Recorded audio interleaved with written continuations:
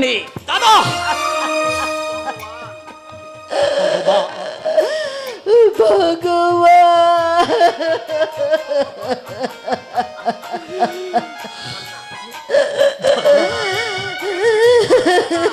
এ তুমি কি করলে দাদা, এ তুমি কি করলে?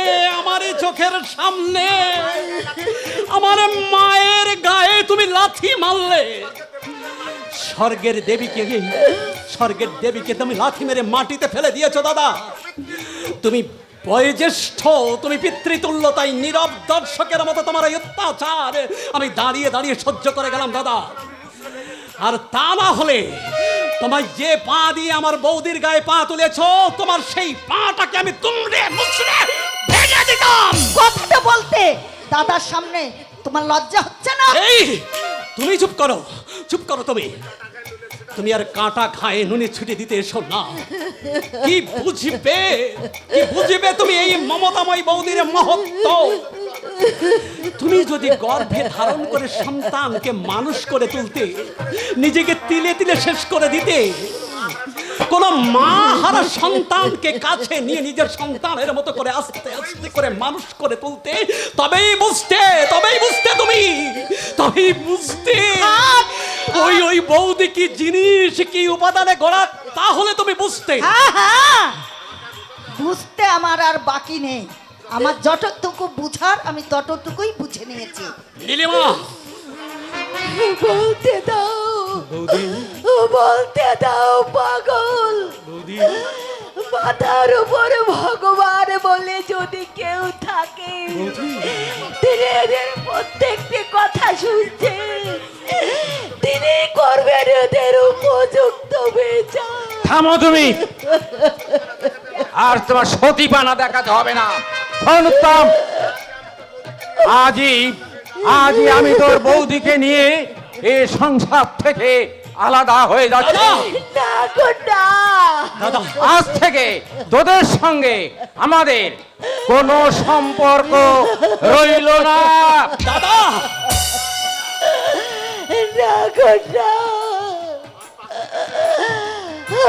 পাগলকে ছেড়ে আর বাড়ি পৈতৃক সম্পত্তি কোনো কিছুই আমাদের চাই না।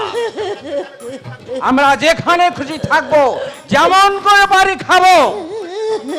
দাদা একটিবার ভালো করে ভেবে দেখো, পৈতৃক সম্পত্তির উপর শুধু আমার অধিকার নয়, তোমারও অধিকার আছে দাদা। আদেশ নেই, বাবার আদেশ নেই। তিনি বলে গেছেন তার সম্পত্তি যেন কোনোদিন দুভাগ না হয়। আর কতটুকু সম্পত্তি? দুই ভাগ হয়ে গেলে তোদেরই কুলাবে না। আমরা নিঃসন্তান, আমাদের ছেলে পুলে নেই, দুটিতে কোনোভাবে আমাদের চলে যাবে। না না দাদা, আমি এইভাবে আমার জীবন থাকতে তোমাদেরকে আমি যেতে দেব না। এই পৃথিবীটা ভেঙে আমার কাছে চৌচির হয়ে গেলে আমি তোমাকে যেতে দেব না দাদা, আমি যেতে দেব না। ও দাদা, চলে যাবে? আমাকে একা ফেলে চলে যাবে দাদা? আর যাবেই যদি, তাহলে তুমি শুনে রাখো, শোনো দাদা, যাও।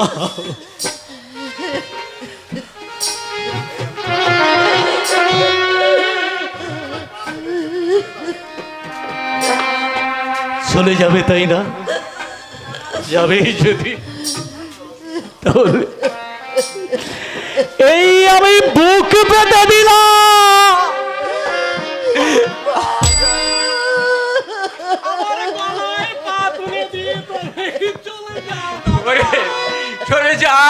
সরে যা হতো ভাগা, তুই সরে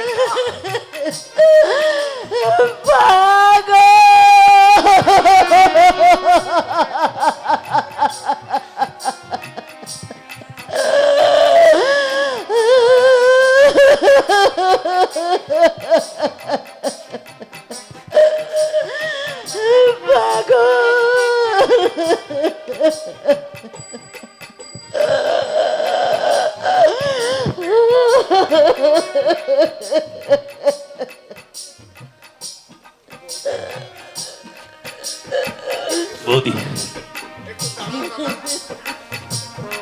একটু দাঁড়াও দাদা, দাঁড়াও।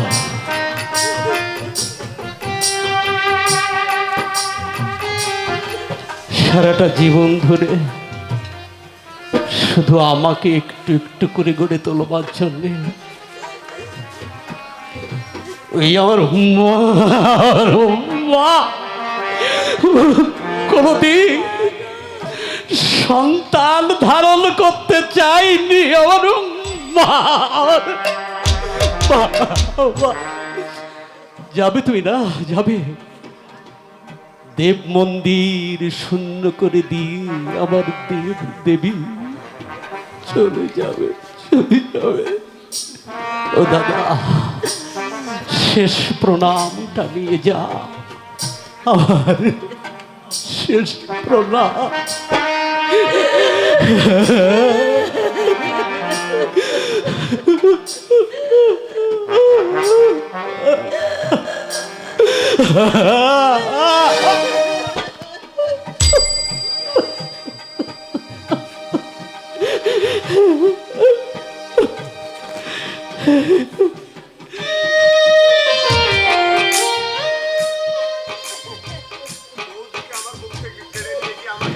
দাদা, দাদা, আমার বৌদিকে আমার মুখ থেকে কেড়ে নিয়ে আমাকে আমাকে একা করে দিও না দাদা, আমাকে একা করে দিও না, আমাকে একা করে দিও না।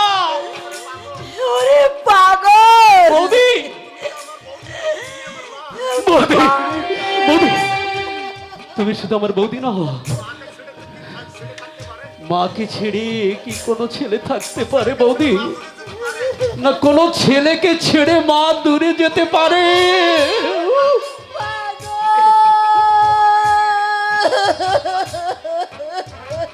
বৌদি,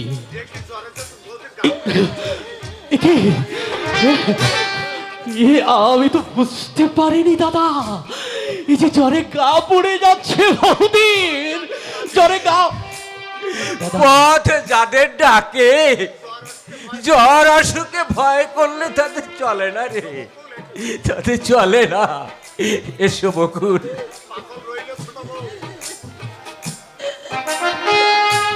ছোট বউ পাগলে রইল, ছোট বউ ওকে তুমি দেখো, ছোট বউ ওর মনে তুমি কোনোদিনও দুঃখ দিও না। ও যদি চোখের জল ফেলে, আমি যত দূরে যেখানেই থাকি না কেন ওর কান্না যে আমি শুনতে পাবো, কারণ ও যে আমার বুকে হাজারে লাথি মেরে বড় হয়েছে। আমি যে ওর সব কথায় কাজ নেই বকুল, চলে এসো, চলে এসো। বৌদি, পাগল বৌদি, ওরে আমার আমার বৌদি, আমার জনম দুঃখিনী মা, আমি তোমায় দেখে দেখে যাই মায়ের ছবিকে, আমি তোমায় দেখে দেখে যাই মায়ের ছবিকে, তুমি যে চিরদিনে দুঃখিনী সে মা, তোমার চোখে দেখেছি যে মায়ের স্নেহ ছায়া,